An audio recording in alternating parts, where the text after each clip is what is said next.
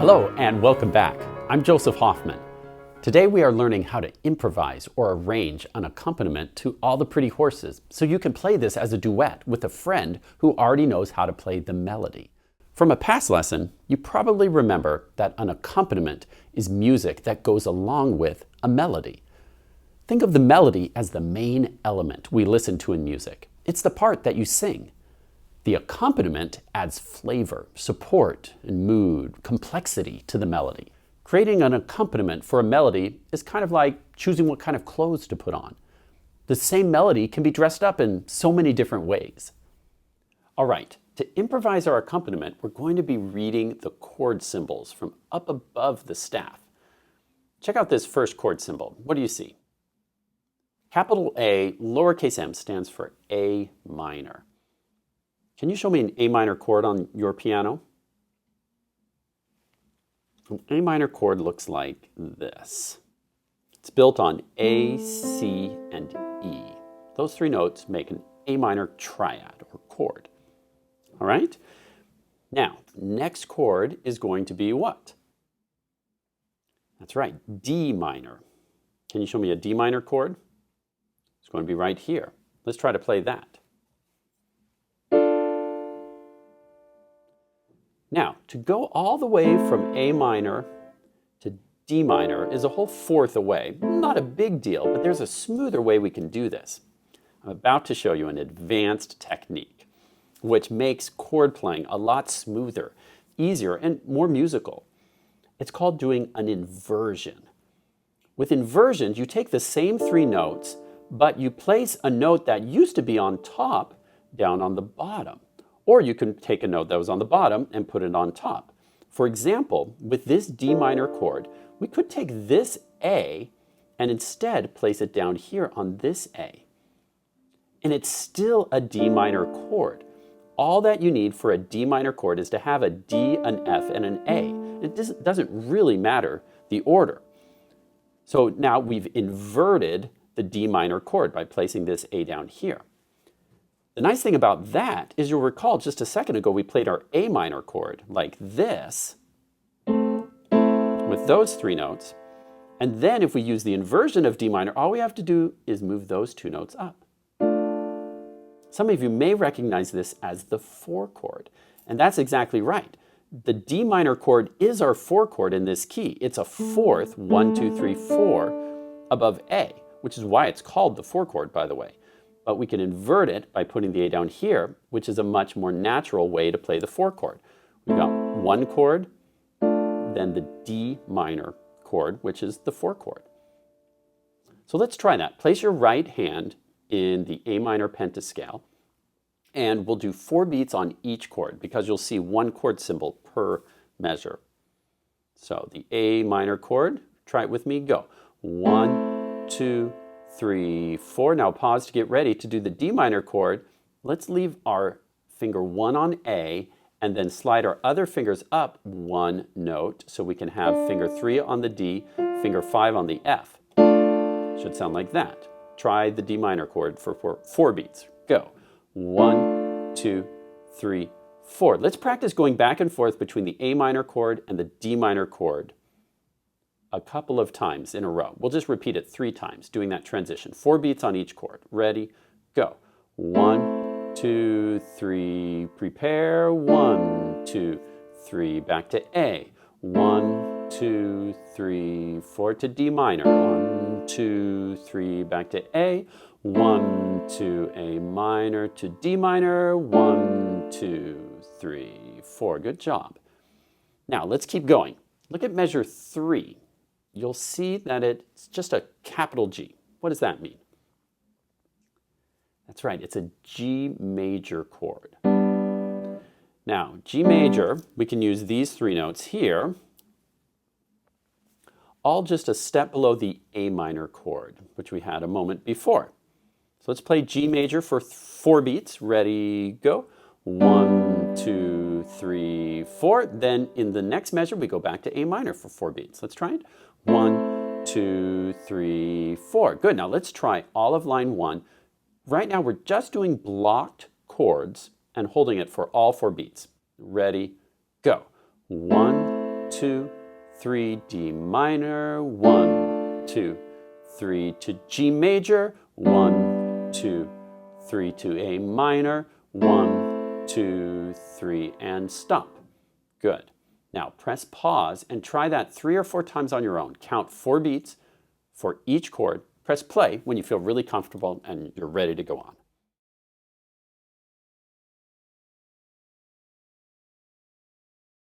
Okay, now let's make this accompaniment sound a little more interesting by adding in the left hand.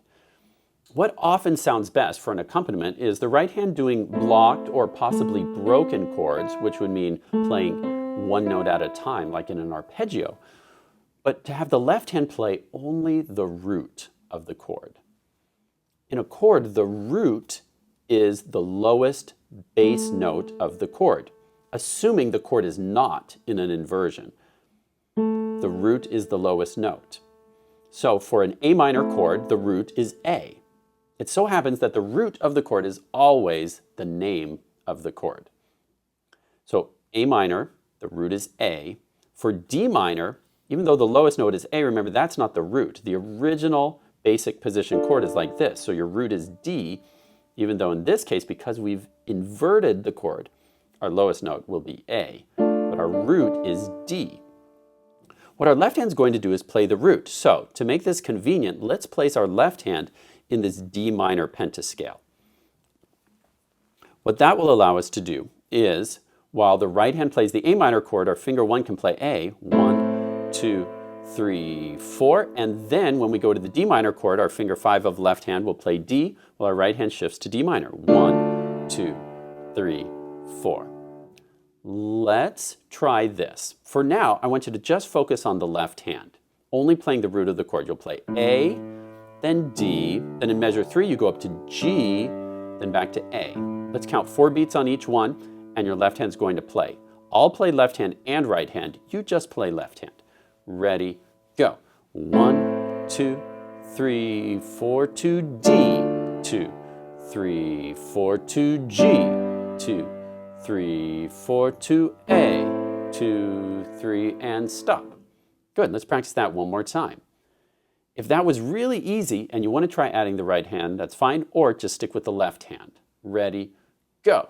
1, 2, 3, 4 to D, 2, 3, 4 to G, 2, 3, 4 to A, 2, 3, 4. Good. Now, here's the real challenge. If you haven't already tried it, press pause to try putting both hands together.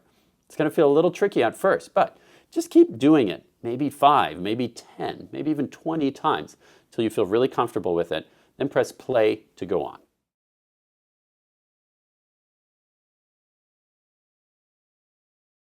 All right, you'll recall that line 2 is the same as line 1. It will be the same chords, same melody. So let's go on and check out line 3. What's the first chord you see here? It's a C major chord. Now, can you show me a C major chord on your piano? It will look like this. C, E, and G are the 3 notes that make C major. However, since our hand's been hanging out down here, this might be a good place to use another inversion. Remember, the chord we just played in the measure before was A minor. So rather than having to shift all the way up here, what if we took this G and inverted this chord to look like this?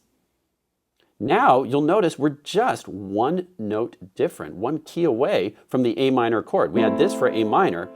Then all we have to do is change this A to a G. Now we have a C, E, G with a G on the bottom, which equals a C major chord in inversion.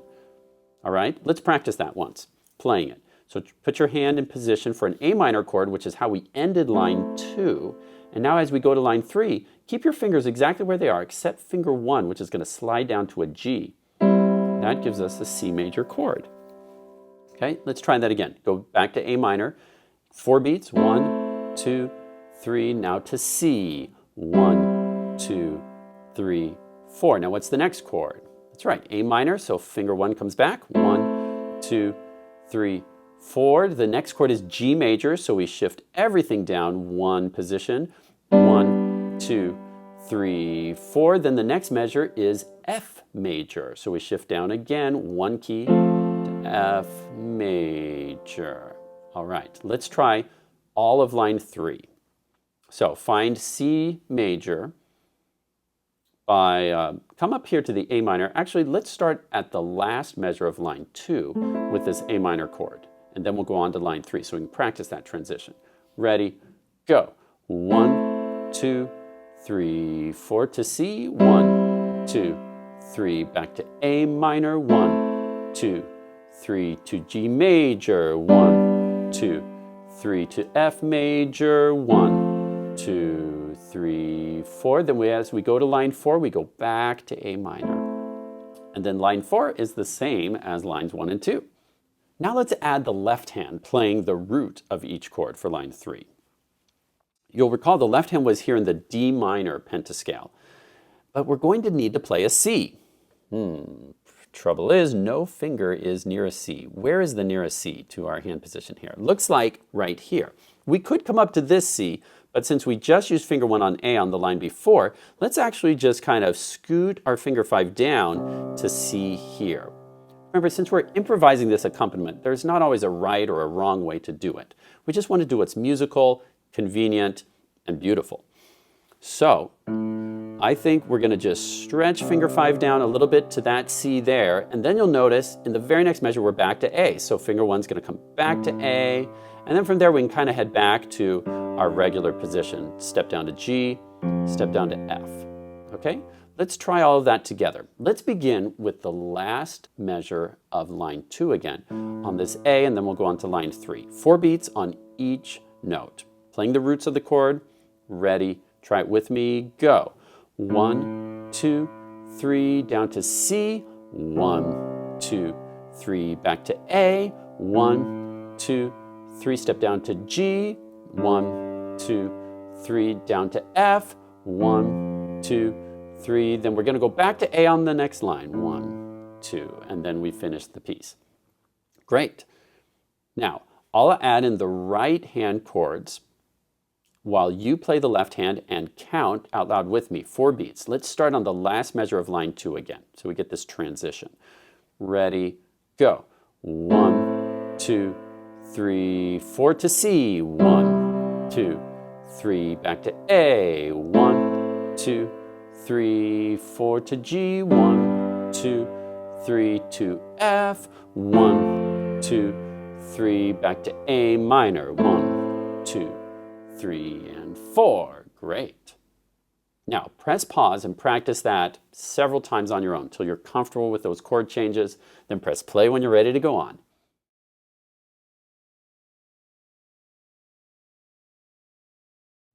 Okay, now to practice the whole piece, let's do this. I'll play the melody and you play the accompaniment, and we'll do a duet together, just like you could do with a friend who also happens to know the melody.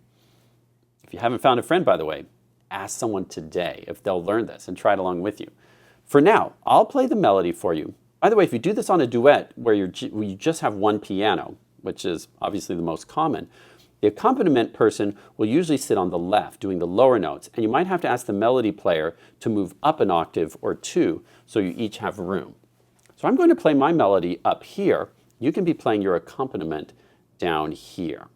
Remember to count 4 beats for each measure. 1, 2, 3, 4. 1, 2, 3, 4. If you don't quite feel ready to do this hands together, just choose one hand to do. So I'm on melody, you're on accompaniment. You start on the A minor chord. I'll count 4 beats to start us off.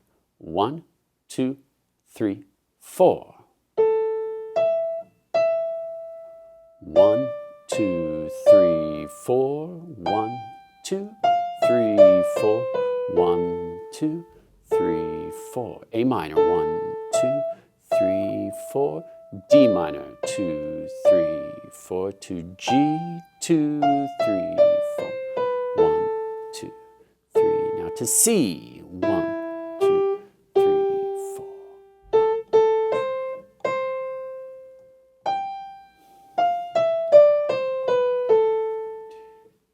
To A minor. 1, 4.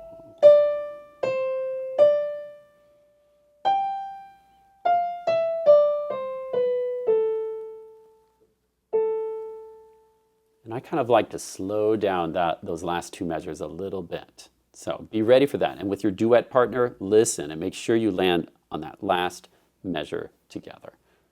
Okay, now that you know all the chord changes that we're going to need for the whole song, let me show you how you can own this and improvise your own accompaniment styles based on the chords that we've already learned. There's so many possibilities. We've just learned a basic blocked chord that we've held for the whole measure. 1, 2, 3, 4. Now, a really easy way to vary that would be to add some kind of rhythm.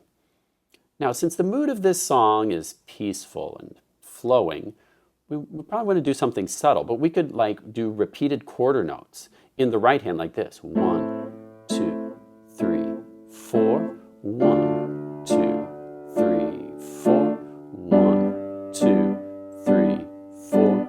1, 2, 3, 4. Or we could do the opposite of that by holding whole notes in the right hand but doing quarter notes in the left hand. 1, 2, 3, 4 to D minor. 1, 2, 3, 4. 1, 2, 3, 4. 1, 2, 3, 4. Why don't you choose one of those two options, either repeating quarter notes in the right hand or repeating quarter notes in the left hand. Press pause and try that on your own. Press play when you're ready to see some more possibilities.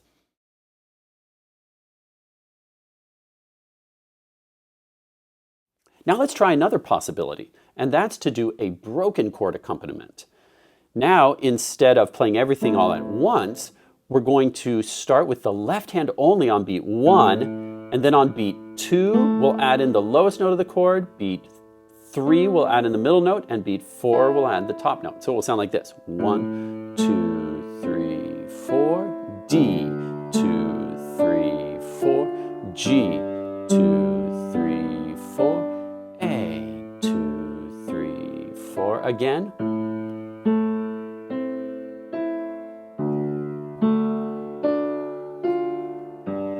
2, 3, 4. 1, 2, 3, 4. Now, it's important that you have 4 beats on each chord. Otherwise, you'll get out of sync with the melody. But as long as you spend 4 beats on each chord, there's no end to the combinations or the rhythms you could do. I was just kind of doing quarter notes, ta, ta, ta, but you could go ta, ti, ti, ti, ti, ta, ta, ti, ti, ti, ti, ta.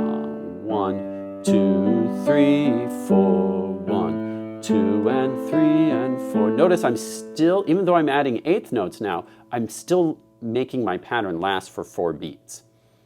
And if that's confusing to think about adding different patterns but still having to think about 4 beats, you could turn on a metronome or just count out loud. Remember, if you're doing eighth notes, there has to be an and. 1, 2, and 3, and 4, and 1, and 2, and 3, and 4. 1, and 2, 3, 4. 1, 2, 3, 4. Good. Now, what I'd like you to do is press pause and experiment with some different kinds of accompaniment patterns. And then, when you're ready to go on, press play to continue.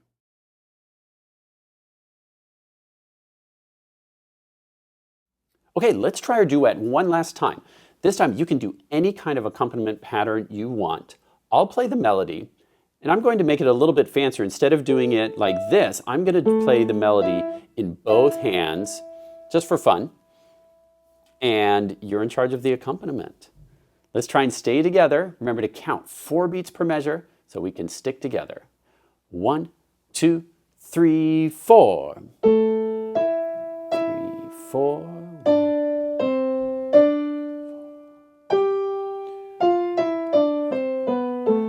2, 3, 4.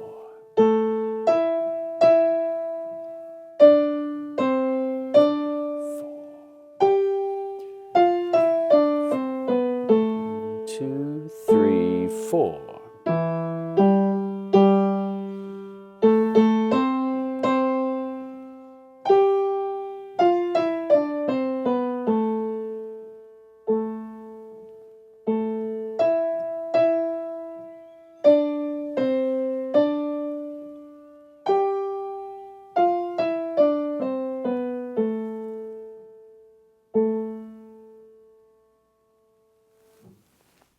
Nice work learning how to play the accompaniment for All the Pretty Horses. Now you just need to find a friend. Ask them to learn the melody and you can play a duet together. If you do this, please make a video of the two of you playing together and share it with me on Facebook or on our recital hall. Thanks for watching and see you next time.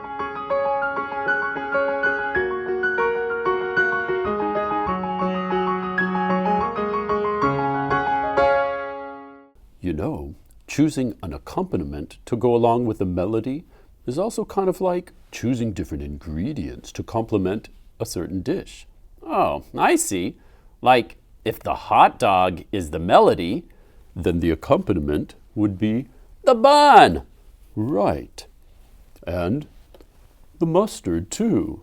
Oh, and relish. Right.